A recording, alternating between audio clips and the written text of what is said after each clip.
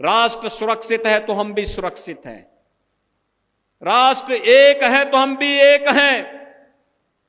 राष्ट्रीय एकता के मार्ग में सबसे बड़ी बाधा यही है जो वंदे मातरम के मार्ग में बाधा है, यही बाधा है।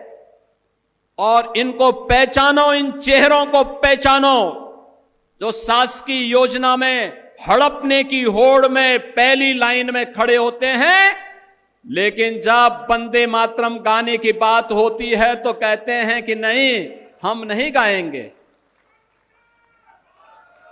बहन और भाइयों, मैं तो आप सबसे कहूंगा, हमें राष्ट्रीय एकता के मार्ग की इन बाधाओं को दूर करना होगा। ये जातिवाद की राजनीति, परिवारवाद की राजनीति, क्षेत्रवाद की राजनीति, मत और मजहब के नाम पर विभाजन, समाज में किसी भी प्रकार की उस दुष्प्रवृत्ति को जो भाई को भाई से लड़ाने की, जाति को जाति के साथ लड़ाने की, एक क्षेत्र को दूसरे क्षेत्र से लड़ाने की, किसी दुराभिसंधि पर आधारित हो, उसको कतई हमें स्वीकार नहीं करना चाहिए, कतई स्वीकार नहीं करना चाहिए। याद करना, यह देश का इतिहास इस बात का गवाह है और मैं बार बार इस बात को कहता हूं। ये जो देश गुलाम हुआ, ये ऐसे ही नहीं गुलाम हो गया था।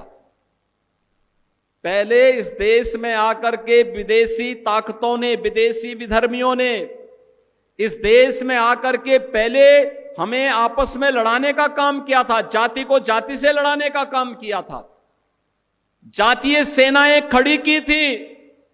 ये जातीय सेनाएं ऐसे ही लड़ा लड़ा करके पूरी ताकत को कमजोर कर दी और बाद में फिर बीच में घुस करके एक पक्ष को अपने साथ जोड़ करके ये दिखाने का कार्य करती थी कि वह उनके हितैषी हैं, लेकिन वास्तव में हितैषी नहीं थे, वह तो देश पर काबिज करने के लिए आए थे।